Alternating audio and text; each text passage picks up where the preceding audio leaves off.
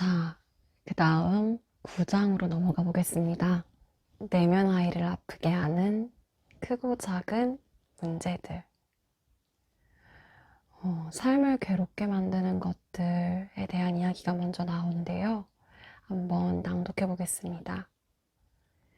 의식적인 것이든 무의식적인 것이든 자신에게 불리하거나 변화를 필요로 하는 갈등, 걱정, 그 다음 강제적인 사안은 모두 문제가 된다.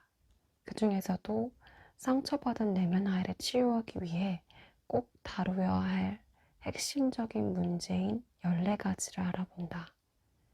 그래피츠와 바우 등 커맥, 브라운, 피셔 같은 의사와 학자들은 핵심적인 문제로 통제, 신뢰, 감정, 과도한 책임감을 갖는 것, 자신의 욕구를 외면하는 것, 전부 아니면 전무식의 사고와 행동, 옳지 않은 행동을 지나치게 참는 것, 낮은 자존감 등 여러 가지를 언급했다. 나는 그들이 말한 핵심적인 문제 외에도 진정한 존재가 되는 것을, 슬퍼하지 못한 상실을 슬퍼하는 것, 버려짐에 대한 두려움, 갈등의 해결에 관한 어려움, 수치심, 사랑을 주고받는 것을 어려워하는 것. 이걸 더해 14가지를 정리했다. 우리 삶에서 일어나는 문제는 우리를 도와주고 지지하는 사람들과 함께 해결할 수 있다. 처음에는 어떤 모습으로 나타나는지 명확하지 않을 수도 있고 일상생활에서 드러나기도 한다.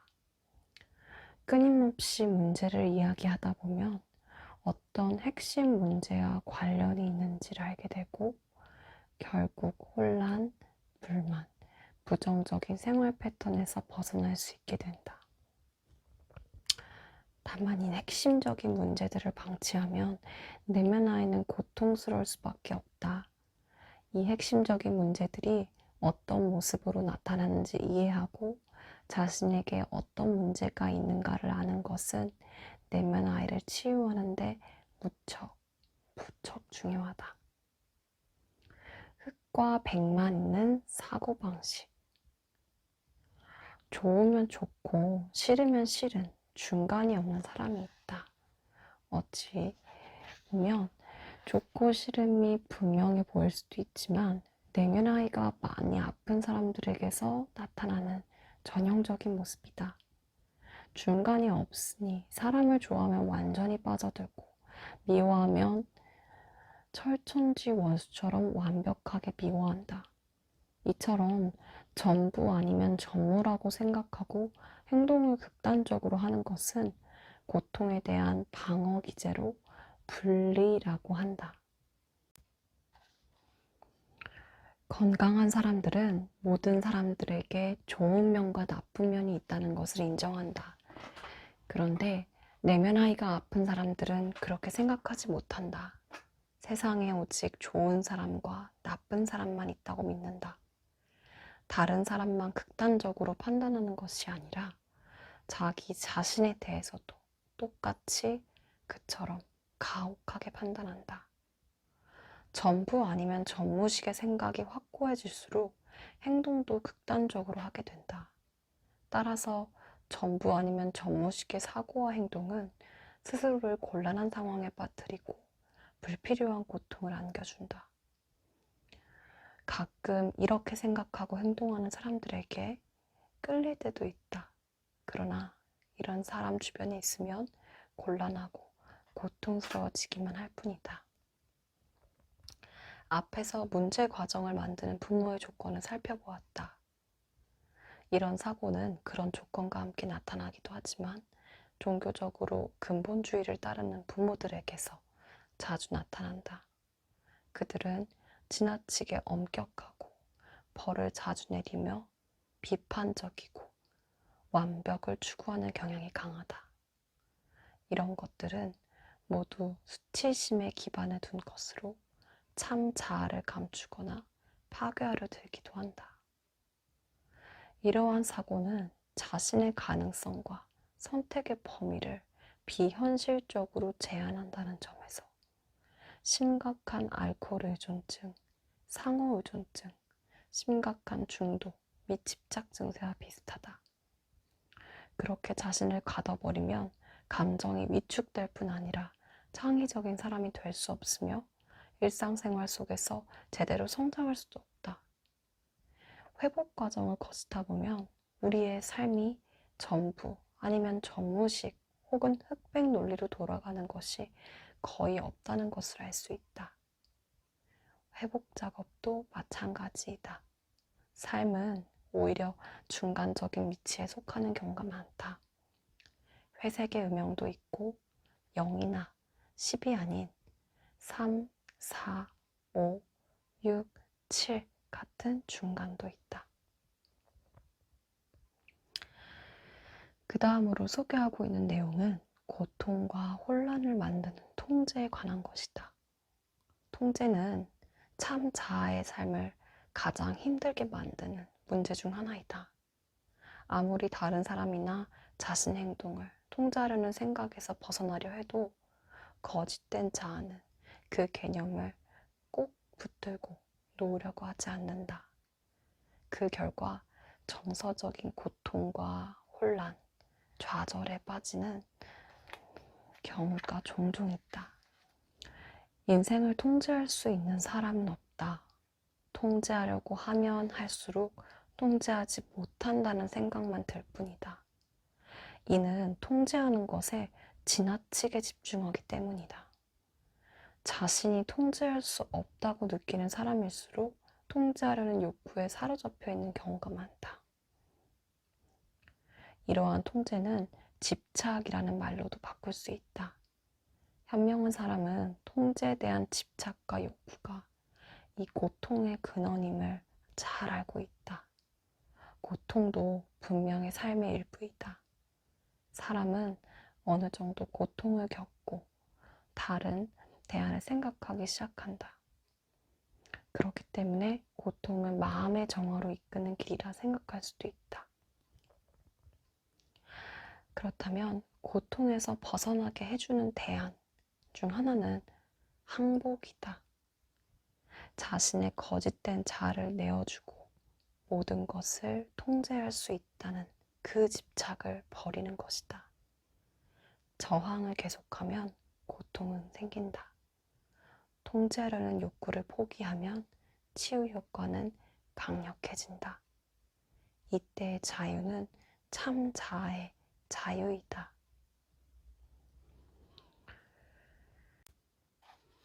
삶을 통제할 수 없다는 것을 깨닫는 것은 힘든 일이다. 우리가 어떻게 해도 강력하고 이해하기 힘든 삶의 과정은 계속 진행된다. 삶은 우리가 이해하기에는 너무나 다채롭고 즉흥적이며 제멋대로여서 통제할 수가 없다. 하물며 거짓된 자아를 통제하는 우리의 생각으론 더더욱 통제할 수 없다. 통제로 인한 고통에서 벗어나려면 삶을 통제하려는 욕구를 버리고 스스로의 삶을 만들어 나가야 한다. 회복 과정에서 영적인 면이 중요한 역할을 하는 것도 바로 이 부분이다. 적절한 사람들에게 도움을 청하거나 그냥 놓아버리는 것도 문제를 해결하는 바람직한 방법 중 하나이다. 그렇게 했을 때 우리는 비로소 참 자아를 발견할 수 있으며 더욱 생동감 있는 삶을 시작할 수 있다.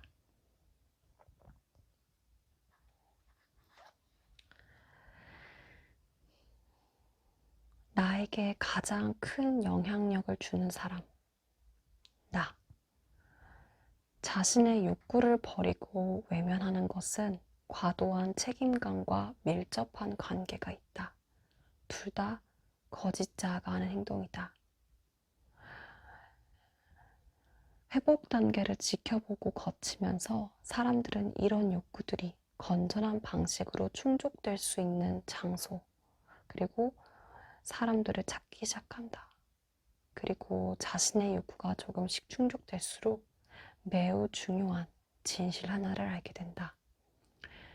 자신이 원하는 것을 얻는데 도움을 주는 가장 강력하고 효과적이며 큰 영향력을 발휘하는 사람은 바로 자기 자신이라는 점이다. 이 사실을 더욱 잘 알게 될수록 더 많은 것을 추구하고 찾으면서 자신의 진정한 욕구를 깨닫게 된다.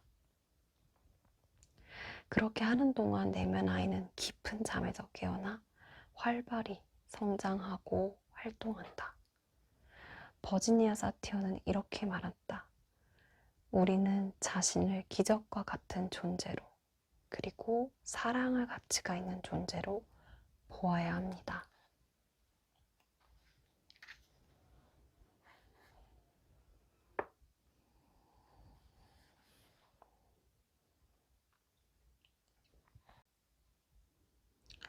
자신의 문제를 말하는 것이 치유의 시작이다. 회복 과정을 거치면 마음속 깊은 곳에 있는 참 자, 그곳에 숨겨져 있던 경험과 두려움, 버려진 것에 대한 슬픔을 말하기 시작한다. 자신을 이해해주는 사람들 앞에서 자신의 기분과 걱정, 혼란, 갈등을 털어놓을 땐 그렇지 않은 상황이라면 절대 말하지 못할 이야기도 하게 된다. 자신의 이야기를 함으로써 가장 많은 도움을 받고 가장 큰 치료 효과를 보는 사람은 바로 자신이다. 시작해보지 않고선 어떻게 끌어내야 할지 알지 못한다. 그러므로 문제나 걱정이 무엇이든 상관없이 모험을 한다는 심정으로 안전한 사람들과 자신의 이야기를 공유하면 늘 마음속에 있으면서 고통을 주던 불필요한 짐으로부터 벗어날 수 있다. 그리고 마음에서 우러나온 말, 자신의 참 자아에서 우러나온 이야기를 함으로써 자신에 대한 진실을 발견하게 된다. 그것이 바로 치유이다. 치유 초기의 핵심 문제나 감정들에 부딪히면 거짓 자아는 그것들을 다른 것으로 위장하는 경우가 많다.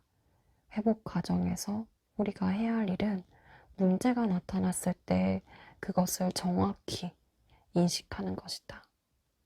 자신의 문제가 무엇인지 잘 모르는 경우가 많기 때문에 다른 사람과 대화하며 알아보는 것이 좋다.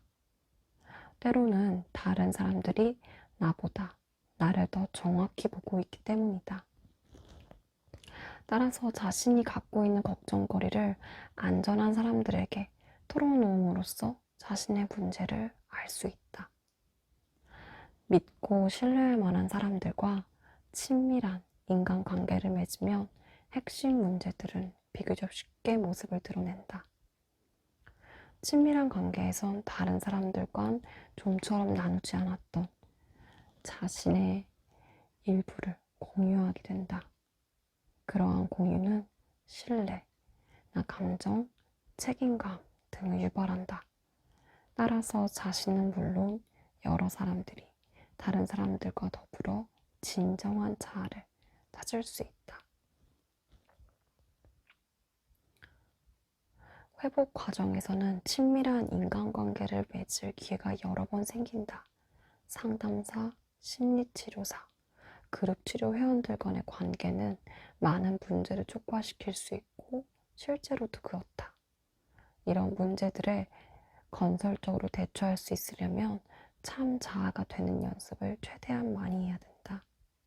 그렇게 되려면 불필요한 것들은 버리고 신뢰하고 위험을 감수하며 기꺼이 참여할 수 있어야 한다.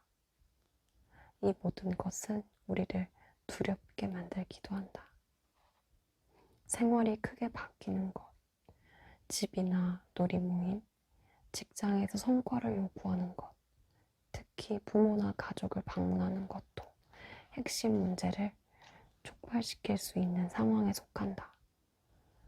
견디기 힘든 감정이나 과정, 문제에 직면했을 때 진짜 자기 모습을 찾고 자신이 믿을 수 있는 사람과 참 자아를 공유한다면 그런 것들로부터 자유로워질 수 있다.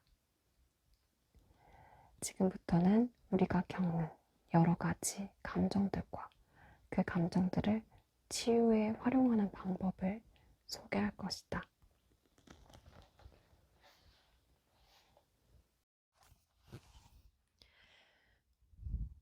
10장 감정을 두려워하지 않는 연습.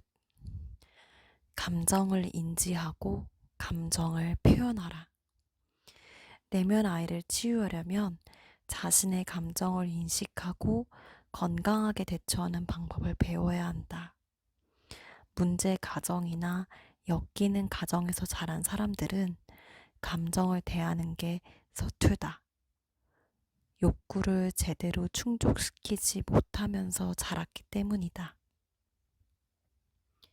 문제 가정의 부모나 다른 가족들이 지지하고 돌보고 수용하고 존중하지 않기 때문에 그 안에서는 감정을 나눌 사람을 찾지 못할 때가 많다. 그럴 때 받는 정서적인 고통이 너무나 커서 여러 가지 건전하지 못한 방어 기제를 사용해 자신을 방어하려 든다. 그러고는 스스로 또 인식하지 못하도록 자신의 감정을 차단시켜 버린다. 그렇게 하면 비록 대가는 따르더라도 살아남을 수는 있기 때문에 무감각해지고 주의와 담을 쌓으며 거짓된 자아로 살게 된다. 참 자아로 살지 못하면 삶의 의욕을 잃고 좌절감과 혼란을 느끼게 된다.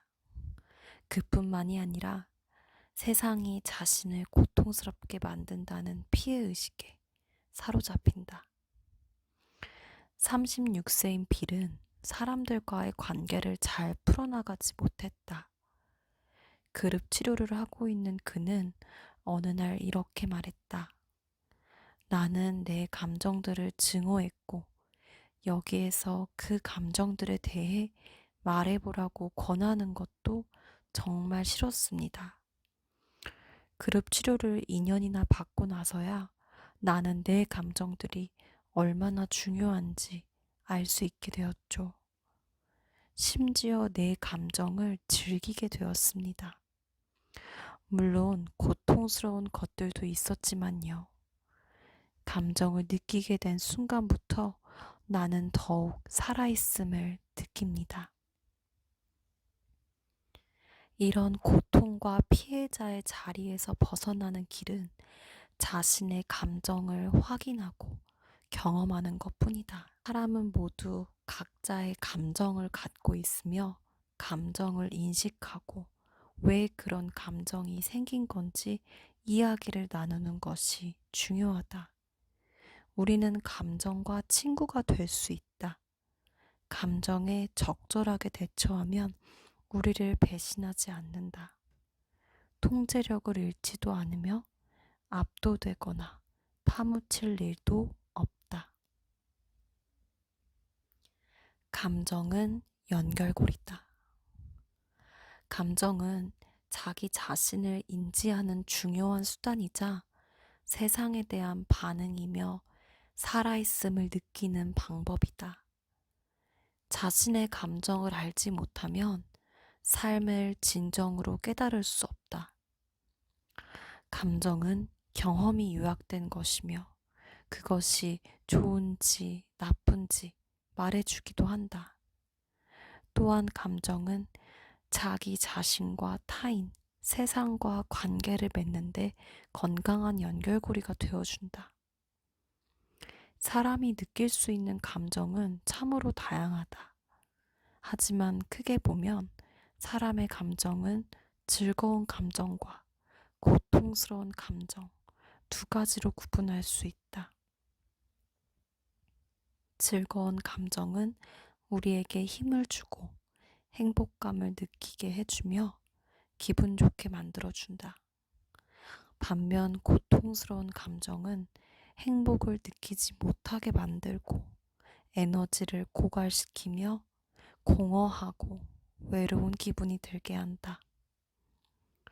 그러나 고통스럽기는 해도 새로운 일이 벌어질 것 같거나 우리가 관심을 가져야 한다고 알리는 감정도 있다.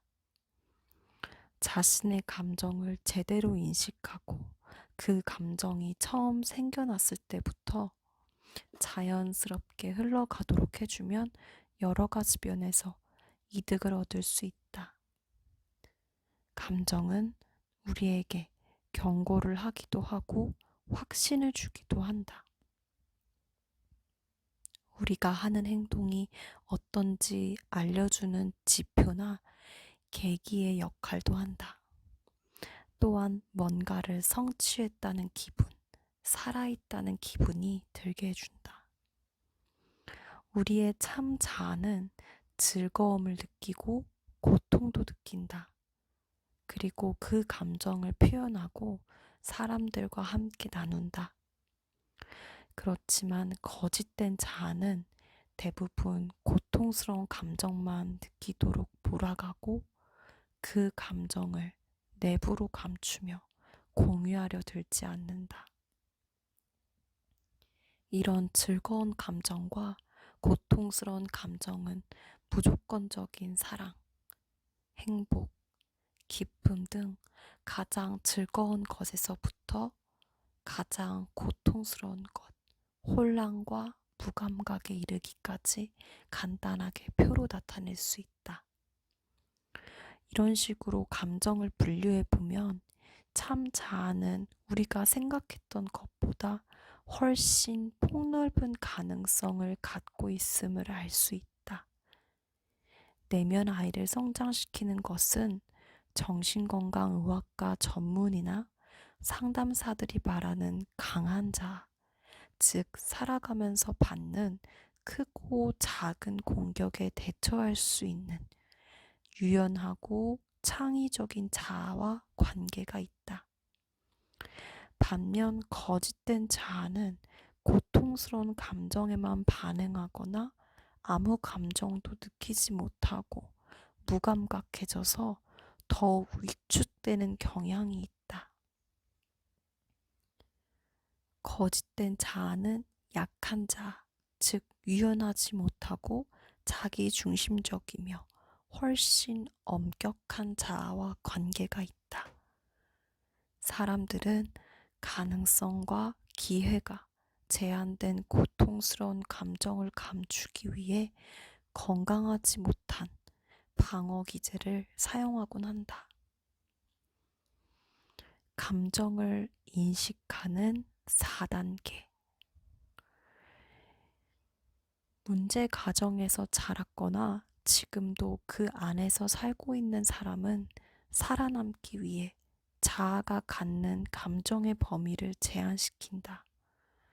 우리가 감정을 탐색하고 더 잘 느끼게 되면 감정을 인식하는 4단계를 알게 될 것이다.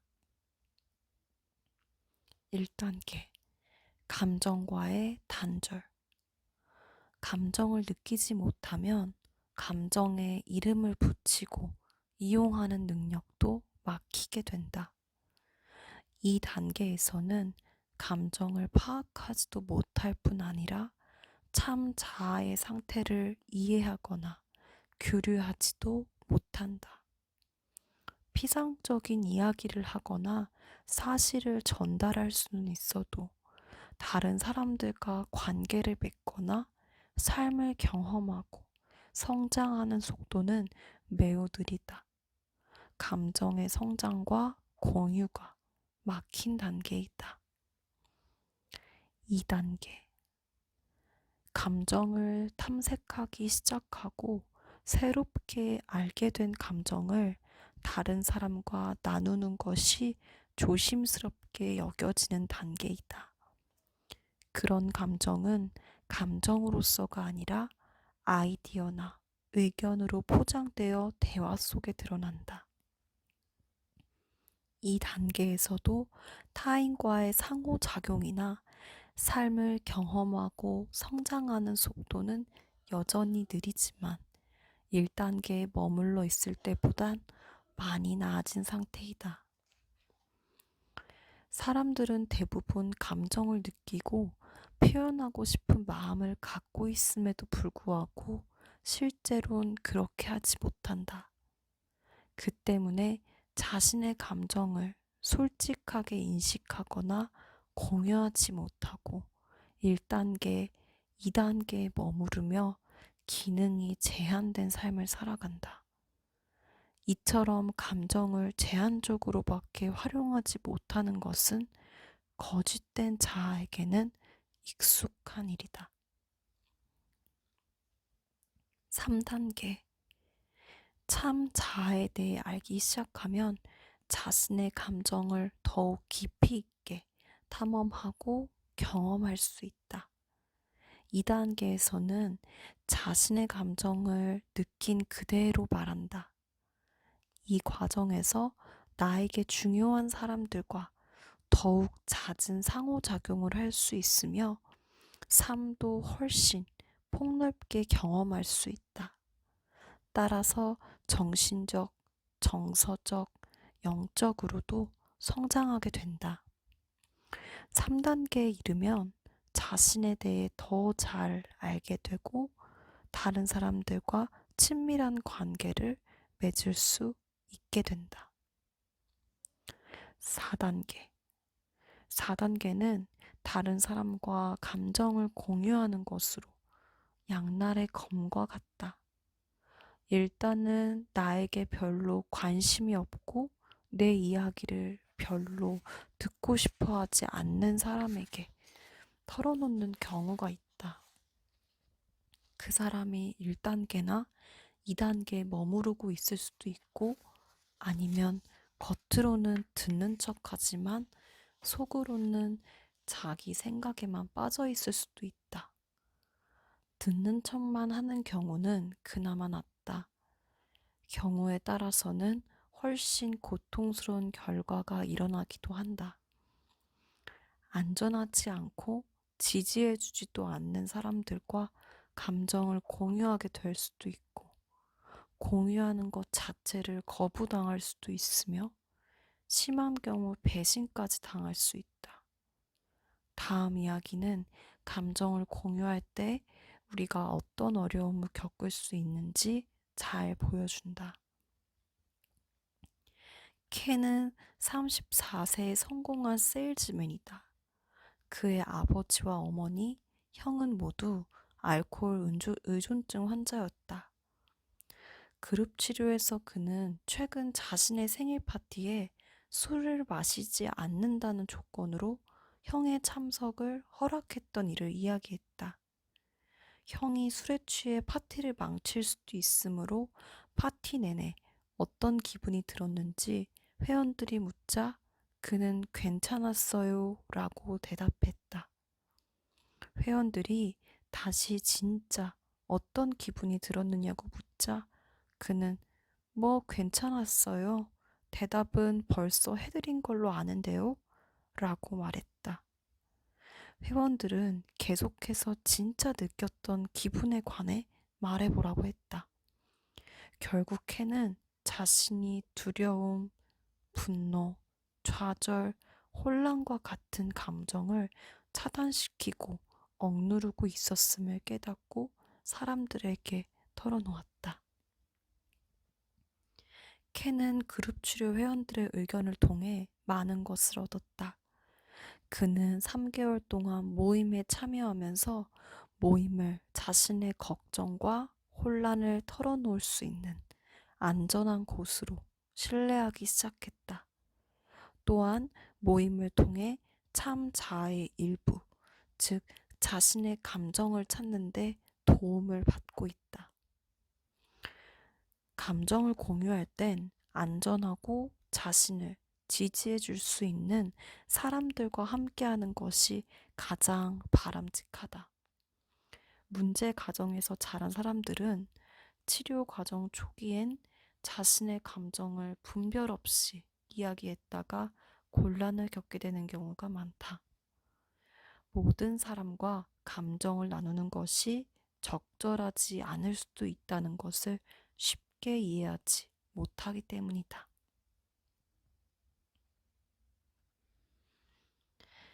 안전하고 지지해주는 사람 찾기. 사람과 안전하지 못한 사람을 어떻게 구분할 수 있을까? 한 가지 방법은 공유, 확인, 공유의 기법을 사용하는 것이다. 타인과 나누고 싶은 감정이 생겼지만 안전한지 아닌지 확신이 서지 않는다면 일단 자신이 선택한 사람과 조금만 이야기를 나눠보자. 그런 다음 반응을 살핀다. 귀를 기울이는 것 같지 않거나 비판하려 하거나 즉시 뭔가를 충고하려 든다면 더 이상 감정을 나누고 싶은 마음이 사라질 것이다. 틀렸음을 따지려 하거나 거부하거나 다른 사람에게 말함으로써 신뢰를 배신하는 사람은 감정을 계속 공유하기엔 안전하지 못한 사람들이다. 하지만 자신의 말을 경청하고 지지를 표하고 위와 같은 반응을 보이지 않는다면 감정을 공유해도 좋을 만큼 안전하다. 대화를 할 때 눈을 맞추거나 공감을 표현하거나 성급히 몰아붙이면서 우리 자신이나 상황, 감정을 변화시키려고 하지 않는 사람도 안전하다. 안전한 사람은 오랜 기간이 지나도 계속 경청하고 지지해주며 배신하거나 거부하지 않는다. 감정을 공유하고 반응을 확인하는 연습은 그룹 치료나 상담사, 심리치료사, 믿을 만한 친구, 사랑하는 사람 등을 통해 할 수 있다. 참 자아와 타인을 편하게 느끼고 신뢰할 수 있게 되면 더욱 완벽한 방식으로 자신의 선택에 따라 감정을 드러낼 수 있다. 감정 공유가 이런 식으로 지속되고 성숙해질수록 자신의 감정을 지켜볼 수 있게 된다. 그러면서 치료의 강력한 원칙 한 가지를 깨닫는다. 감정은 분명 우리가 살아있음을 느끼고 자신과 타인을 알아가면서 즐거운 시간을 보내는데 도움이 된다. 하지만 감정이 곧 우리 자신은 아니다. 감정은 무척 소중하지만 그렇다고 무작정 감정에 끌려가거나 지배를 당해서도 안 된다. 감정의 피해자처럼 굴어서도 안 된다. 감정을 자유롭게 느끼면서도 한 걸음 떨어져서 지켜볼 수 있어야 한다. 그러면서 감정의 조화를 이루어야 한다. 이 단계는 상당히 높은 수준이라고 할 수 있다. 감정은 각각 정반대의 것이 존재한다. 고통스러운 감정을 인식하고 경험하고 자유롭게 풀어놓으면 점차 즐거운 감정으로 바뀐다. 그러면 고통이 즐거움으로 저주가 선물로 바뀌면서 고마움을 경험할 수 있다. 감정은 의지 및 지성과 공동으로 작용해서 우리가 생활하고 성장하는 것을 돕는다. 감정을 거부하고 왜곡하고 억압하고 억누르면 자연스러운 흐름을 막는 것밖에 안 된다. 감정의 흐름이 막혀버리면 스트레스를 받거나 병이 생긴다. 반면 감정을 인식하고 공유하고 받아들인 다음 자유롭게 풀어놓으면 더욱 건강해지고 내적인 평화를 얻을 수 있다. 감정을 자연스레 받아들일 때까진 시간이 필요하다. 이 시간은 성장하고 행복해지는데 필수적인 요건이다. 고통스러운 감정에서 벗어나는 방법은 겪어내는 것 뿐이다. 나는 고통스러운 감정을 부정적인 감정이라고 하지 않는다. 이런 감정을 어떻게 받아들이고 대처하느냐에 따라 긍정적이거나 유용할 수 있기 때문이다. 또한 두려움, 분노, 수치심은 무엇인가 해결해야 할 감정적이고 정서적 문제가 있음을 알려주는 신호이다. 그러한 감정 때문에 스스로를 무가치하거나 한심하다고 생각해서는 안 된다. 감정은 우리가 성장하는데 매우 중요한 역할을 한다. 감정 중에서도 특히 슬픔이 그렇다. 자신이 중요하게 여기는 무언가를 잃으면 충분히 슬퍼해야 비로소 성장할 수 있다. 슬픔에 관해서는 11장에서 자세히 소개할 것이다.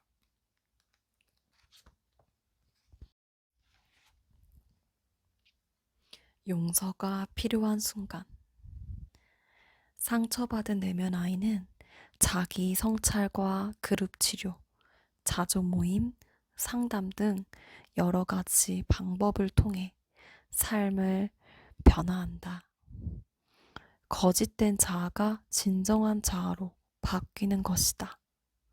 변화는 형태가 바뀌거나 어떤 형태를 새로 만들거나 구조가 바뀌는 것 모두를 의미한다.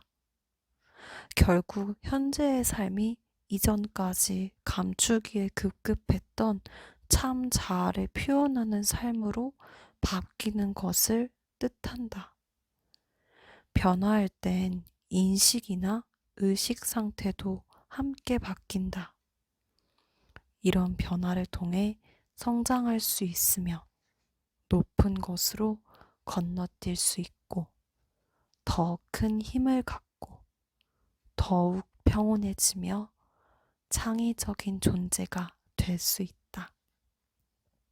또한 개인적인 힘과 가능성, 폭넓은 선택을 경험함과 동시에 삶을 가치 있게 만들어야 한다는 책임도 갖게 된다.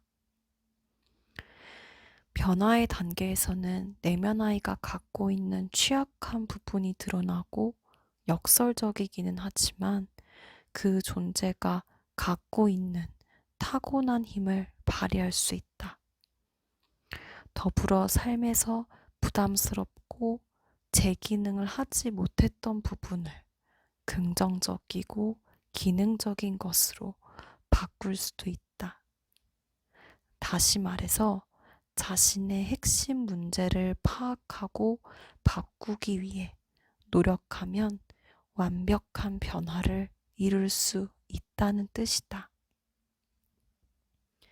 삶에서 변화를 이루기란 쉽지 않다. 안전한 사람들을 찾아 자신의 이야기를 털어놓아도 변화는 하루아침에 일어나지 않는다. 자신이 더 나은 존재가 되기를 바라거나 존재감이 강해지기를 바란다고 해도 바로 다음날 눈을 뜨자마자 훨씬 건강해진 자존감을 느낄 수 있는 것은 아니다. 삶을 변화시키는 작업도 구체적인 단계를 거쳐야 한다. 변화의 과정을 거치는 동안 걱정하게 만드는 문제들이 나타나면 한 번에 한 가지씩 해결하는 것이 바람직하다. 아래는 문제를 해결할 수 있는 계획이나 방법을 단계별 혹은 요소별로 구분해 놓은 표이다. 조에는 자신의 욕구를 무시하는 문제를 해결하기 위해 노력 중이다. 그녀는 언제나 다른 사람의 욕구에만 신경을 썼고 자신은 돌보지 않았다. 특히 그녀는 늘 뭔가를 바라는 사람들을 만나면서 그들에게만 초점을 맞추었다. 그룹 치료에서 그녀는 이렇게 말했다. 지금까진 나에게 욕구가 있다는 것조차 알지 못했어요. 생각도 안 해봤죠. 그런데 지금은 나에게도 욕구가 있다는 것을 알게 되었어요. 지금 나는 편안하고 즐겁게 지내고 싶다는 욕구를 만족시키기 위해 열심히 노력 중이에요. 이 경우에 노력이라는 말을 쓴다는 게 조금 우습긴 하지만 정말 노력하고 있습니다. 나는 늘 진지하게 살아와서 느긋하게 여유를 즐기는 것이 어떤 것인지 몰라요. 한 번도 아이다워 본 적이 없고 어린애처럼 놀아본 적도 없는 것 같아요. 늘 막중한 책임감을 갖고 살아야 했죠. 상담사는 나에게 날마다 30분씩 그냥 편히 쉬고 놀기만 하라는 숙제를 내주었어요. 토요일과 일요일에는 1시간 동안 그렇게 하라고 했죠. 솔직히 그렇게 할 수 있을지 모르겠어요. 하지만 노력해 볼 거예요. 첫날은 그렇게 했지만 그 다음에는 5일 동안이나 잊고 있었지 뭐예요. 평소에 하지 않던 일이라 내가 저항을 하고 있나 봐요.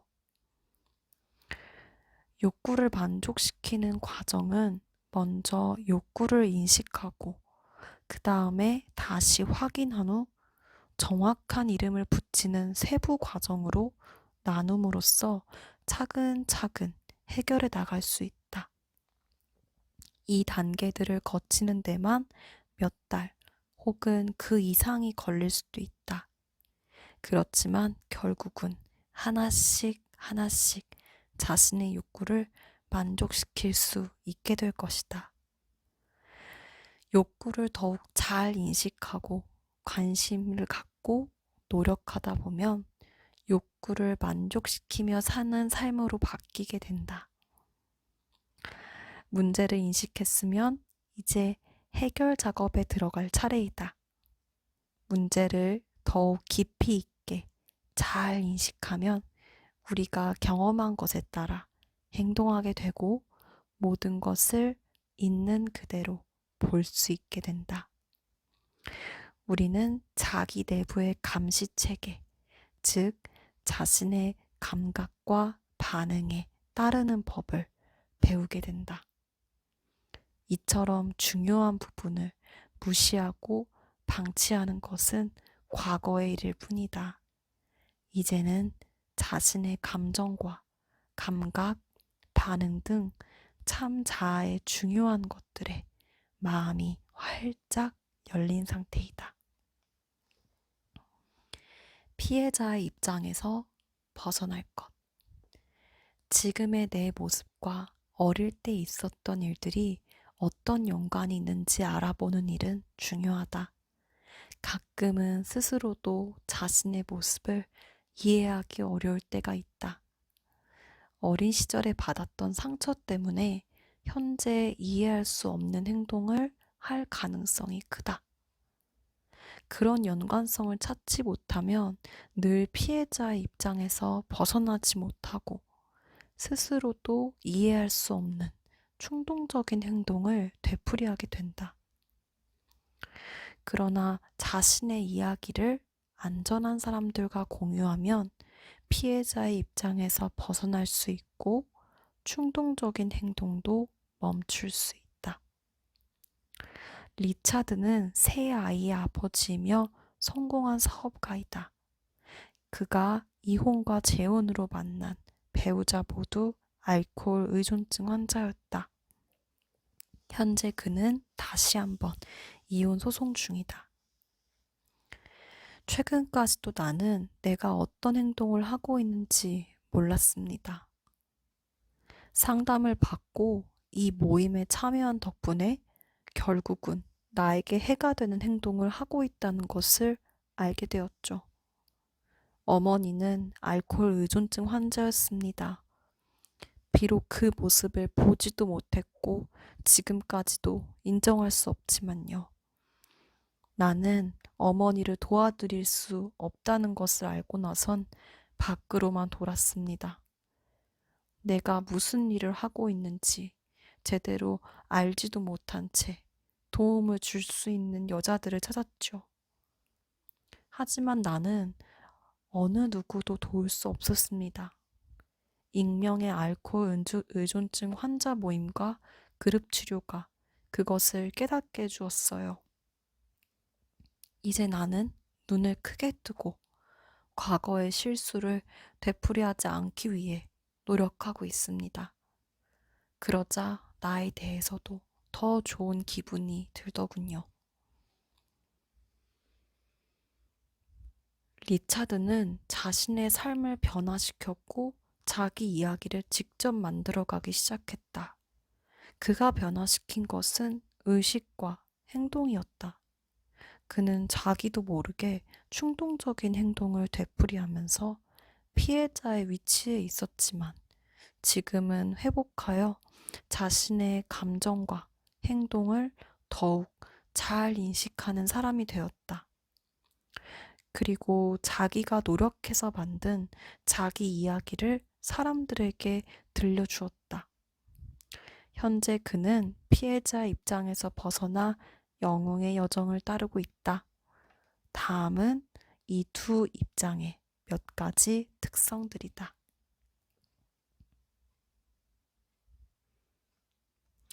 회복 과정에서는 핵심 문제들이 여러 번 나타나기 때문에 계속 인식하고 해결하기 위해 노력해야 한다. 그러다 보면 그런 문제들이 단독으로 나타나는 것이 아니라 다른 문제들이 포함되어 있거나 연결되어 있음을 알 수 있다. 알코올 의존증, 과식, 신경증 등 회복 프로그램에 주기적으로 참여하고 2년 이상 노력했지만 여전히 정서적인 고통을 느끼는 사람들도 많다.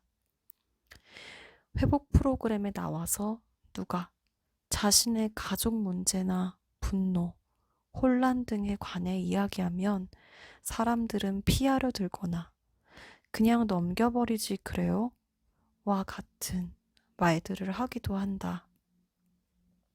마치 그런 혼란이나 고통에서 벗어나기가 무척 쉬운 일이라도 되는 것처럼 말이다.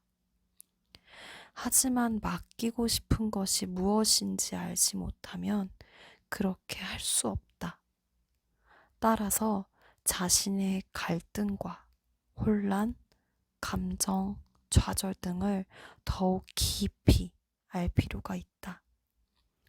우리는 자신이라는 존재를 속속들이 경험해야 한다. 머리로만 생각해서는 안 된다. 그런 경험은 용기를 내고 안전한 사람들과 자기 이야기를 나눔으로써 할 수 있다. 현재의 것이든 과거의 것이든 상처가 깊으면 깊을수록 더욱 자주 자기 이야기를 해야 하며 얻지 못한 것들을 슬퍼해야 한다. 때로는 몇 달, 때로는 몇 년씩 자신의 상처에 대한 감정을 나누고 이야기를 해야 할 때도 있다. 그렇게 자신의 고통을 완벽하게 확인하고 경험한 다음에야 선택할 수 있다는 것을 생각할 수 있다. 우리에게 중요한 것이든 우리를 화나게 하는 것이든 상관없이 고통이 지속시키거나 멈추도록 선택할 수 있다는 뜻이다. 고통을 멈춰야겠다는 선택을 하고 진정으로 그럴 준비가 되어 있다면 그 고통에서 벗어날 수 있다. 그러고 나면 정말로 자유로워질 수 있다. 이처럼 단계별로 차근차근 이루어지는 전 과정은 용서의 과정, 분리의 과정, 맡기기, 철회, 혹은 그냥 간단하게 벗어나기와 같은 말로 부를 수 있다. 이 과정을 요약하면 다음과 같다. 1번, 자신의 분노나 걱정을 인식한다. 2번, 그에 관한 이야기를 함으로써 철저히 경험한다. 3번, 고통이 멈추도록 선택할 수 있다는 생각을 갖는다. 4번, 고통에서 벗어난다. 내면 아이를 치유하는 과정에서 우리는 인식, 경험, 해방의 과정을 겪게 된다. 우리는 대부분 살면서 슬퍼하지 못한 수많은 상실들로 고통받고 있기 때문에 그런 과정을 겪는 데는 오랜 시간이 걸릴 수도 있다. 이때가 바로 인내심을 시험할 수 있는 기회이다.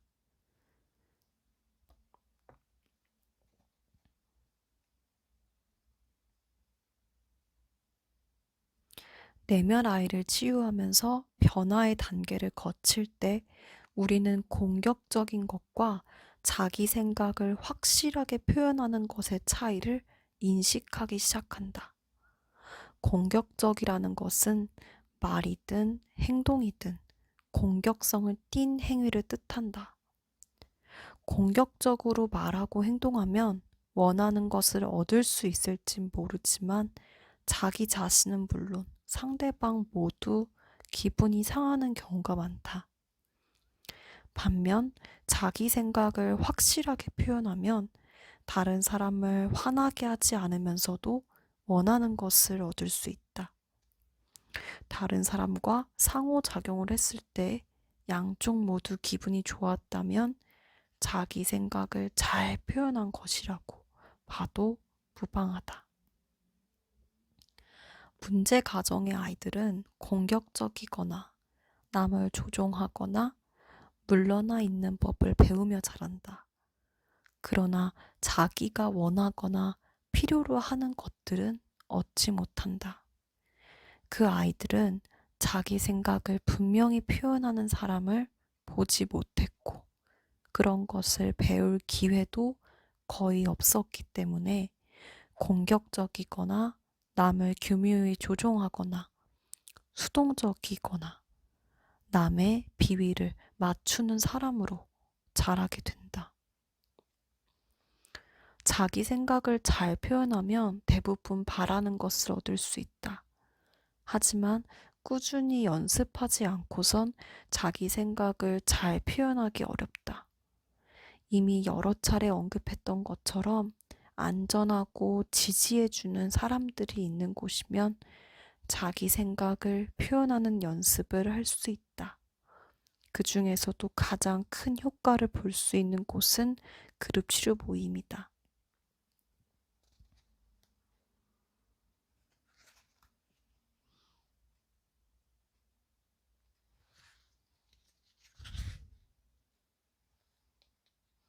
회계사인 밥은 문제 가정의 성인 아이를 위한 치료 모임에 참여하고 있다.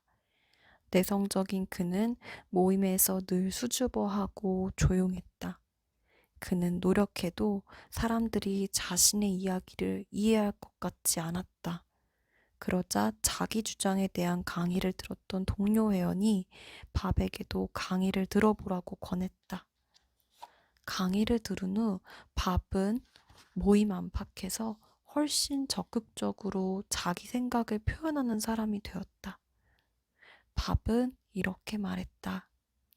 나는 나 자신을 위해 말하는 법을 배웠습니다. 이제 나를 괴롭히는 것이나 내가 원하는 것이 있으면 그것에 대해 말할 수 있게 되었어요.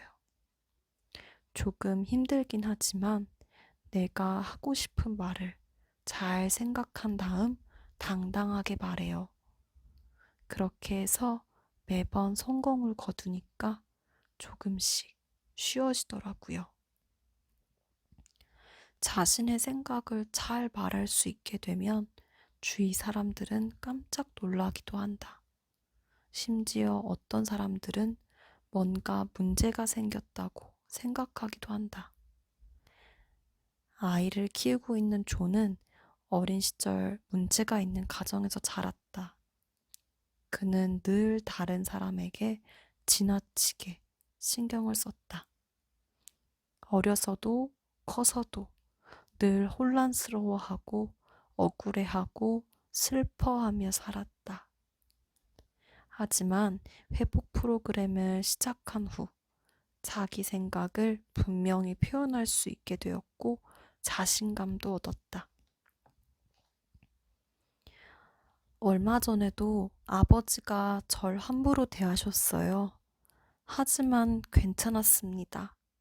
이제는 내 생각을 분명히 말할 수 있게 되었으니까요. 그런 내 모습을 본 어머니가 나중에 동생에게 이렇게 말씀하셨다고 해요. 요즘 조에게 무슨 일이 생긴 건지 모르겠구나. 완전히 달라졌어. 대체 무슨 일이 있는 걸까? 마치 내가 정신이 나갔거나 뭐 비슷하게 되기라도 한 것처럼 말이죠. 만약 나에게 대화를 나눌 아내와 이 모임이 없었다면 나 역시 어머니 말대로 생각했을 겁니다. 나한테 문제가 있거나 미쳐가고 있다고요. 하지만 나는 절대 그렇지 않다는 걸 알아요. 사실 나는 조금씩 건강해져 가고 있답니다. 조는 내면 아이를 치유해가며 회복 중인 사람들과 비슷한 경험을 하고 있다. 회복 과정에서 어느 단계에 있느냐에 따라 사람들은 그에 따른 특별한 변화를 알아차릴 것이며 언젠가는 자신도 변화해야 하지 않을까 걱정하기도 할 것이다. 그런 불안감이 계속 쌓여 어떻게든 해결해야겠다는 생각이 들면 그들은 다른 사람, 대개는 변화를 목격한 사람에게 그 책임을 떠넘긴다. 이처럼 어떤 사람들은 다른 사람의 변화를 위협적으로 느끼기도 한다.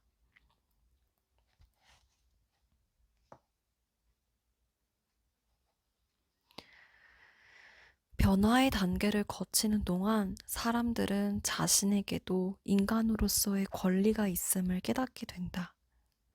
우리는 어릴 때, 심지어는 어른이 되어서도 우리에게 아무 권리가 없는 것처럼 위협하는 사람들을 만난다.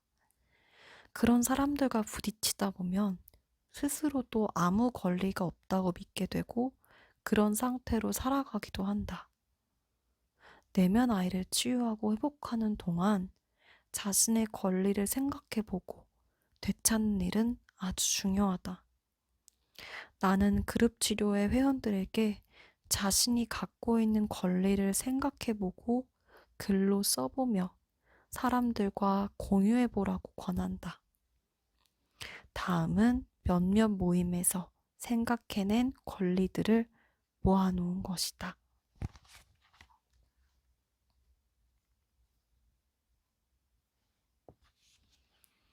개인적인 권리 장전 1번. 나는 나의 삶에서 생존권 외에도 수많은 선택권을 갖고 있다. 나는 내면 아이를 찾고 알아갈 권리가 있다.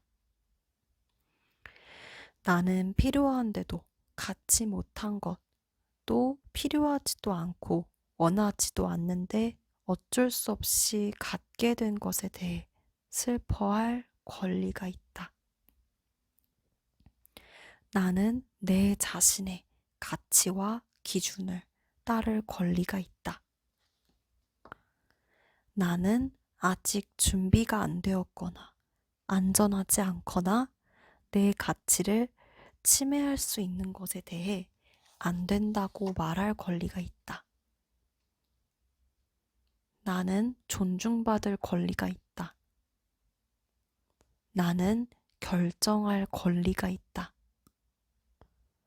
나는 내가 우선시하는 것들을 결정하고 존중받을 권리가 있다. 나는 타인으로부터 내 욕구와 바람을 존중받을 권리가 있다. 나는 나를 깎아내리거나 모욕을 주는 사람과 대화를 끊을 권리가 있다. 나는 다른 사람의 행동과 감정, 문제에 책임을 지지 않을 권리가 있다. 나는 실수를 할 권리가 있고 완벽한 사람이 되지 않아도 될 권리가 있다. 나는 모든 감정을 느낄 권리가 있다. 나는 내가 사랑하는 사람에게 화를 낼 권리가 있다. 나는 내가 착하지 않다는 생각을 하지 않고도 특별한 내가 될 권리가 있다. 나는 두려움을 느끼고 무섭다고 말할 권리가 있다. 나는 두려움, 죄의식, 수치심을 경험하고 벗어날 권리가 있다. 나는 내 기분과 판단력, 내가 선택한 이유에 따라 결정을 내릴 권리가 있다. 나는 언제든 마음을 바꿀 권리가 있다. 나는 행복할 권리가 있다. 나는 편안해지고 즐겁게 지내며 바보같이 굴어도 좋을 권리가 있다. 나는 변화하고 성장할 권리가 있다. 나는 학대가 없는 환경에서 살 권리가 있다. 나는 내가 어떤 사람이든 나를 돌볼 권리가 있다. 나는 실제 있는 것이든 가상의 위협에 있는 것이든 모든 상실을 슬퍼할 권리가 있다. 나는 내가 신뢰하는 사람을 믿을 권리가 있다. 나는 다른 사람과 나 자신을 용서할 권리가 있다. 나는 무조건적인 사랑을 주고받을 권리가 있다. 당신은 이 가운데 어떤 권리를 갖고 있는가? 나는 인간은 누구나 이 권리들을 갖고 있으며 더 많은 것을 가져야 한다고 생각한다.